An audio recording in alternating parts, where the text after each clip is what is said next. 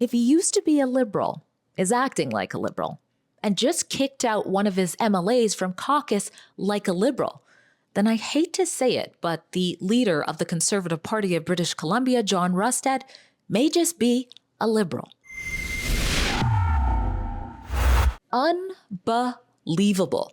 I'm Drea Humphrey with Rebel News, and that's the best word I've got to describe the fracture in the Conservative Party of BC during a time when our province needs a strong Conservative force the most. Many of you have been asking for my opinion after John Rustad appears to have taken a knee to identity politics by kicking out his Vancouver Quilchena MLA and now former Attorney General critic Dallas Brodie, and then losing two more Conservative MLAs in protests right after. Brodie was booted out of the party after she received backlash for advocating for facts to be upheld in our legal system regarding the false 2021 claim that the remains of 215 children were discovered in unmarked graves at the former Kamloops Indian Residential School. And before I get to how bad Rustad and some of his crew did Dallas dirty, let me provide you with important context legacy media likes to ignore about just how much damage that false claim has caused our country. At our special website called kamloopsdocumentary.com, you won't just find my investigative documentary from 3 years ago which debunked Kamloops Band's claim.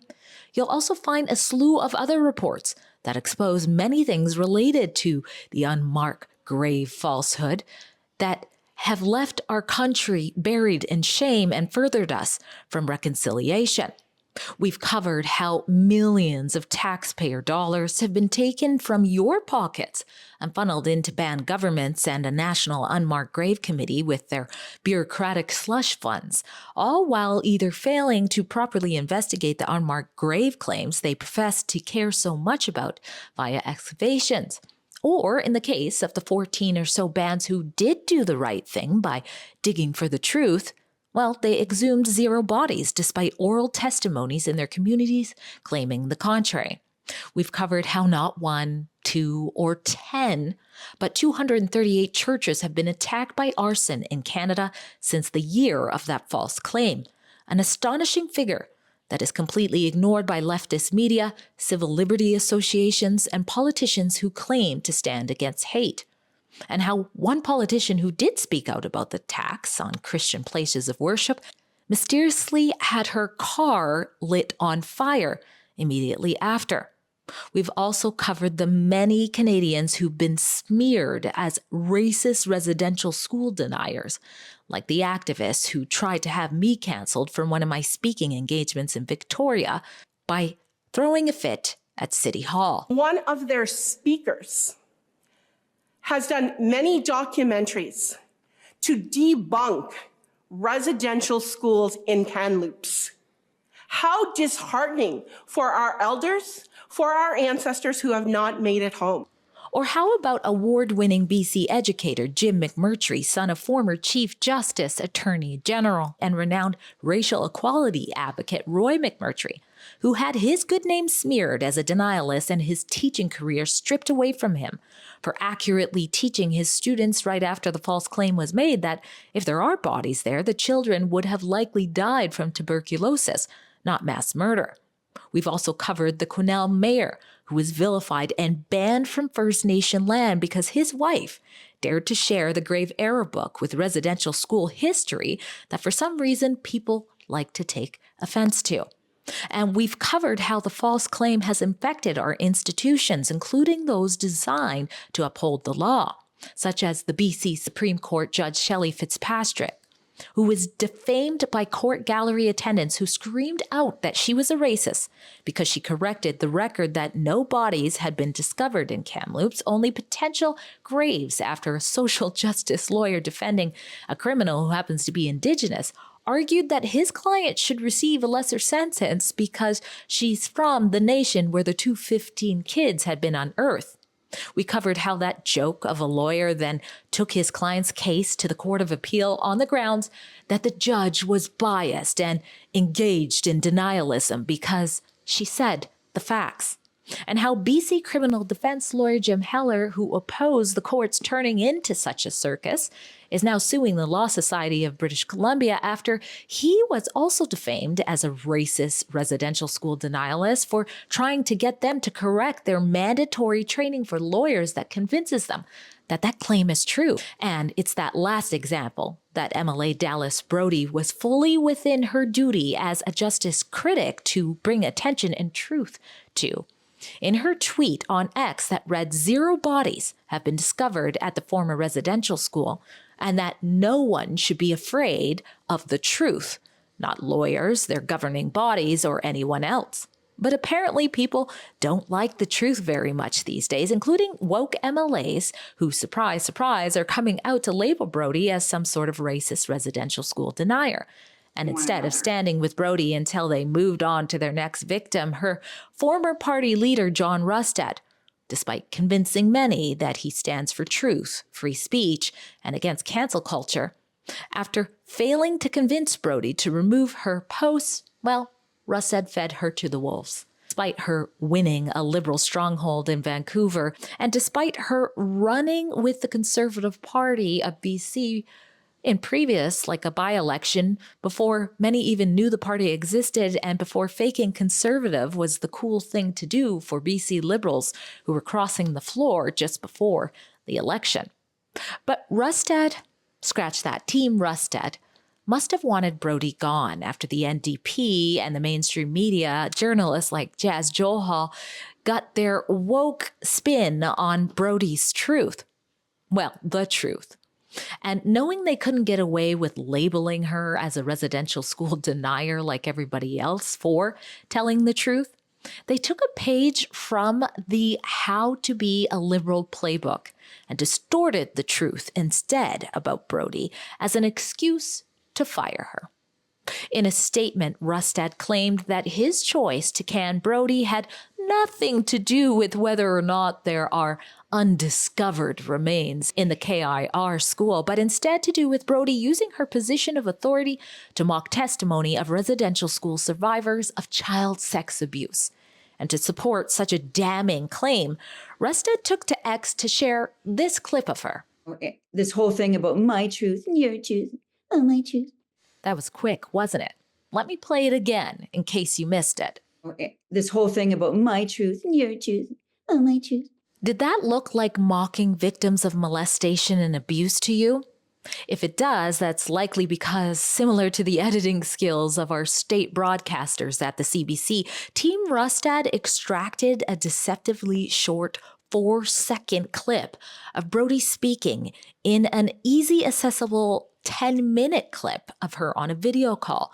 If he would have allowed you to have the context, you would have heard Brodie say the following. I've given a couple of interviews and I've spoken just like this. I believe that I do know that if we don't have truth, not his truth, her truth, my grandmother's truth, or, this whole thing about my truth and your truth, oh, my truth. This stuff has to stop. It's like, it's got to be the truth. Because, I've been in court. I was in court for years. And sure, the judge has to try and figure out, but he comes down to, on balance, this is the truth. And it's a really difficult exercise to get to it. But in this case, there really isn't a difficult exercise. The truth is very clear at this point. There may be some digging that actually happens, but actually there's been no digging particularly. And shortly after that, she said this. And I will add that not one message that was sent to me contained vicious comments about Indigenous people, any comments saying, oh, there were never any residential schools. People do not feel that way. People are like me saying, we're not happy what happened there. Mistakes were made. Sadness happened. It was, yes, but this part didn't. And so people are very focused. I've even had people saying, Ms. Brodie, I'm a mining engineer. I can show you how these tools work to show you, like, you can't find a body using something from above. Now, did that sound like what Rustad is trying to convince the public to believe about Brodie?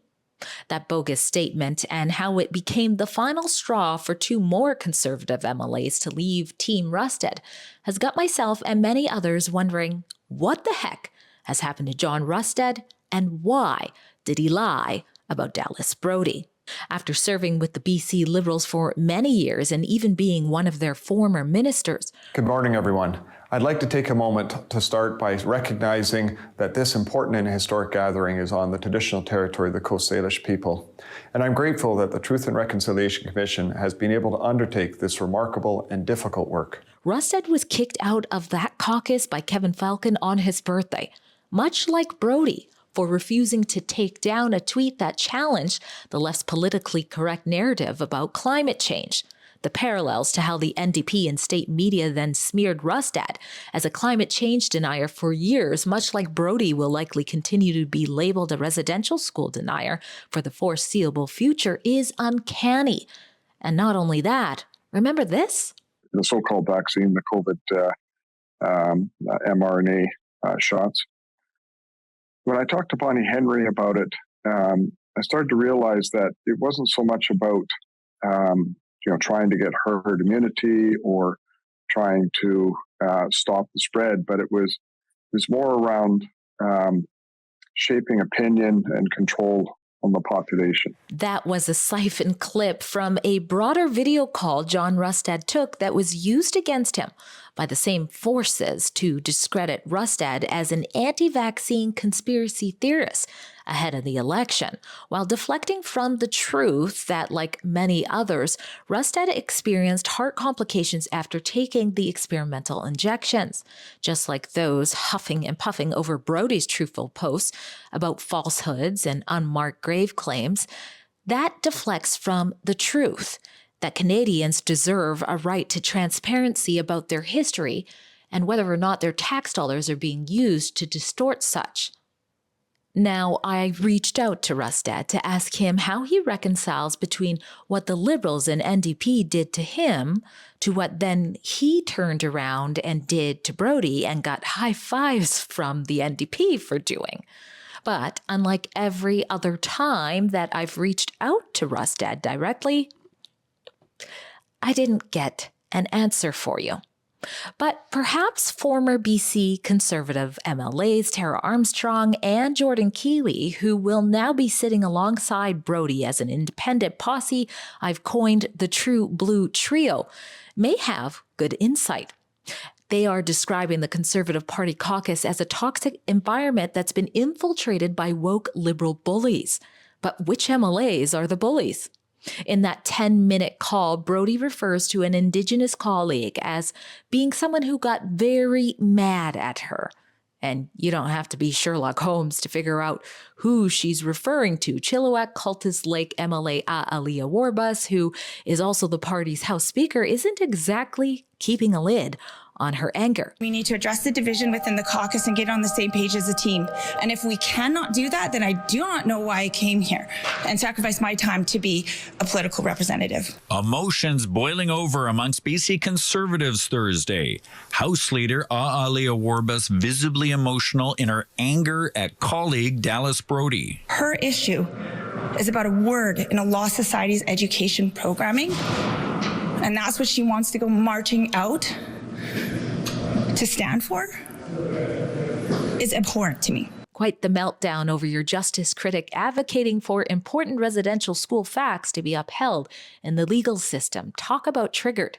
But then again, according to KPU's Pride Advocacy Group, which has been pleased to feature Warbus is a seasoned activist for at least 18 years, so shedding liberal tears while in the spotlight may just be a trick of the trade. Speaking of activists, when it comes to former BC Liberal MLA Eleanor Sturko, who hopped over to the Conservatives when it was looking pretty grim to try and win a Surrey riding without them, and who is also an activist and a former RCMP officer who takes great pride in being the catalyst to why her former detachment felt it necessary to perform a pride flag ceremony, it's really not surprising that she is an ally to Warbus's outrage as well. You know, for myself, I found the the posts, the video, I find it hurtful. Now, I had good interactions with Sturko, and I appreciate what both her and Warbus have done to tackle the NDP's negligent and experimental approaches to our overdose crisis. Heck, I don't even care if someone is an LGBTQ whatever activist.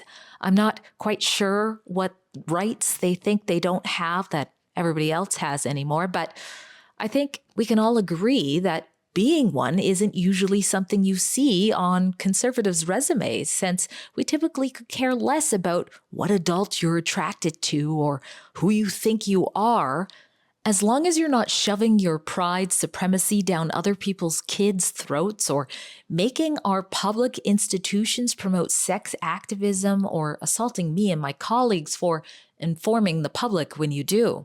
To each their own, right? But I will say shame on you, Sturko. As a former RCMP officer, you know dang well that facts matter, especially when it comes to claiming to have found dead and missing children. Not to mention, it was just a few months ago when you brought out your social justice warrior cape for another bogus cause by slamming former Vancouver Police Board Chair Comfort Sakoma as a transphobic who is making it harder for frontline officers to do their job, all because Sakoma posted about her conservative views. Yet here Sturko is, supporting the narrative that it is harmful for those whose duty it is to find answers, including politicians and officers. In fact, it's the same narrative that former Senator Murray Sinclair and the band's so-called ground-penetrating radar specialist Sarah Bollier, who either didn't know or pretended not to know that you can't find remains by GPR alone, used to shut down the RCMP from getting answers. And unfortunately, in typical heavy-handed and ham-handed police way, they are simply intimidating people rather than helping them. And I think that we need to have a discussion with the police about how they're handling it, because they should not be pursuing those who are revealing the information. They should, in fact, be looking at and looking for those records. They should be looking at what it is that we do know, as opposed to trying to pursue witnesses. The young lady who was the one who did the research on the ground-penetrating radar, for example, is quite scared of the approach that the RCMP have taken with her, and I don't blame her. And my advice to her and others has been to make sure that she has legal counsel available to her, so that she is not mistreated going forward. Now that's what making things harder for officers looks like, Sturko. And that's exactly why the Kamloops RCMP completely backed off of investigating the 215 claim, just like the BC coroners did as well. Instead, they kept saying that they are leaving the investigation up to the band government, which of course doesn't have the tools or training to do so. You know, because seeking facts hurts some people's feelings, or certain people claim that their feelings are hurt so that the facts can't be sought. But believe it or not, when it comes to which so-called conservative MLAs may actually be the liberal vampires sucking the conservatism out of John Rustad, there is one MLA that stands out more than Warbus and Sturko, if you look closely. Penticton MLA Amelia Boltby made an ex-post professing her full support for John Rustad's decision to exile Brodie as a mocker of molested children. She wrote that she stands in solidarity with all of those affected by residential schools, but I guess not those who oppose the new form of Munchausen syndrome, where people are getting a kick out of the attention they receive when people think there are hundreds of massacred Indigenous children buried in some sort of pit, than when they know the good news that that's actually not true, and it's more likely a 2,000 square foot septic field that was set up there in the exact same area. But what's really bad is what she says in response to one of her own Penticton constituents, who goes by the name of Ouch Canada Mark on X, when Mark cautioned Boltby that it may be wise for her not to alienate her own constituents who he believes largely side with Brodie and the truth on this matter. Boltby doubled down in saying, "If you're like Dallas, then I don't want your vote. Keep it." Wow, you hear that? Boltby doesn't think your kind belongs in the party, and I've yet to hear Rustad ask her to take that post down or come out saying he disagrees, so maybe he thinks so too. I did ask him about Boltby's posts, but again, I didn't hear back. I also asked him when we can expect his party to pick up what Brodie started regarding calling on the Law Society to stop spreading residential school disinformation, like he also claimed his party would be doing in that statement, and how exactly he's going to navigate that when his own House Speaker says doing so is harmful. But again, I got no answer for you. I got to tell you, this report was not easy to do. Full disclosure, I like John Rustad. I mean, as much as a journalist can. I don't actually know him personally. But the interactions I did have with him professionally, he seems like a nice guy. He seems like he has a nice family. And I haven't forgotten the good things that he has done for British Columbia and the conservative movement, like giving a voice to parents who are concerned about the NDP sexualization of children in schools, or giving a voice to physicians and other medical professionals who, like him, have been smeared as anti-vax conspiracy theorists for standing against COVID tyranny, and even proposing a bill to restore fairness in women and girls sports by shielding them from males who trans ID into them. But I'm Drea Humphrey, and this is Rebel News. My allegiance isn't to John Rustad. It's not even to the True Blue Trio. It's to God, the truth, and the public. And for all of those reasons, when it comes to my reports about politicians within governments, including First Nation bands and their allies using race baiting and the alleged sins of not even your grandfathers to deflect from falsehoods of the misuse of our taxpayer dollars, I'm just getting started. At Rebel News, we fearlessly don't back down from telling you the other side of the story. Unlike politicians who cave to woke cancel culture mobsters, we do this work without a penny from the government as well. So if you appreciated this report, I'm going to ask you for a favor. Go to our special website called kamloopsdocumentary.com. There you can watch and share the truth about the false 215 claim, but you can also chip in what you can to help us continue to do what we do while you're there. We appreciate your support.